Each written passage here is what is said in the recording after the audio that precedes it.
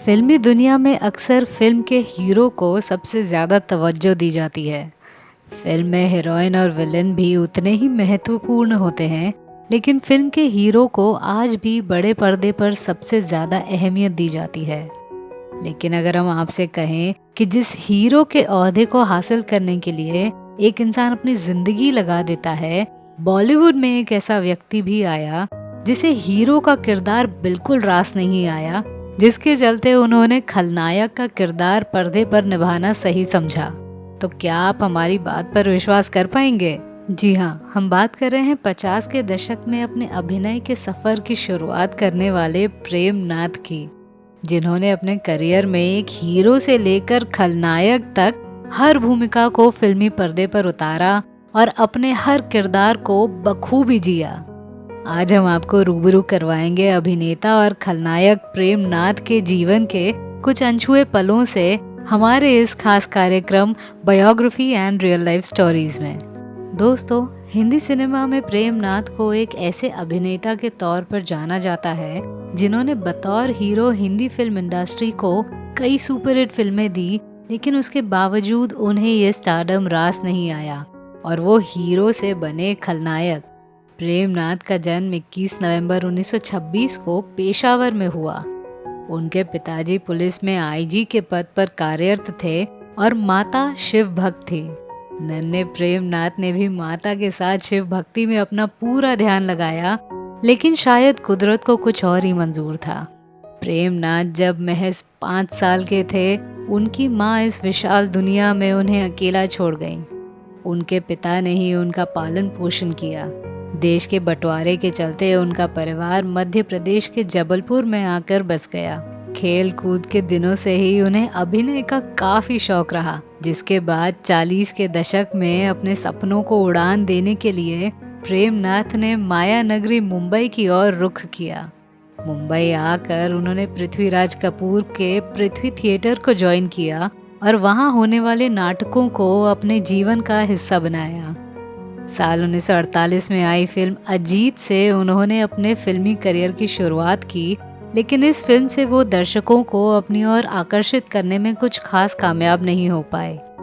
उसके बाद उसी साल आई राज कपूर की आग और साल 1949 में आई बरसात में उनके अभिनय को दर्शकों ने काफी सराहा और प्रेम नाथ इन फिल्मों से दर्शकों के बीच अपनी पहचान बनाने में काफी सफल रहे। उन्होंने अपने करियर में उस सदी की हर सुपरहिट अदाकारा के साथ काम किया, जिसमें रमोला, मधुबाला, निगार सुल्तान, सुरैया और बीना राय जैसी अभिनेत्रियों के नाम शामिल हैं। साल 1953 में फिल्म औरत के निर्माण के दौरान वो अभिनेत्री बीना राय के करीब आए और दोनों प्यार में गिरफ्तार हो चले।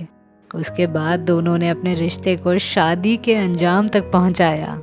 बीना के साथ मिलकर प्रेम नाथ ने फिल्म निर्माण के क्षेत्र में कदम रखा और पीएन बैनर्स की स्थापना की। उन्होंने इस बैनर तले कई फिल्मों का निर्माण किया, लेकिन सभी फिल्में बॉक्स ऑफिस पर पूरी तरह से फ्लॉप साबित हुई, जिसके बाद प्रेम नाथ ने फिल्म निर्माण के क्षेत्र से अपने कदम पीछे कर लिए और अपना पूरा ध्यान अभिनय की ओर लगाने लगे।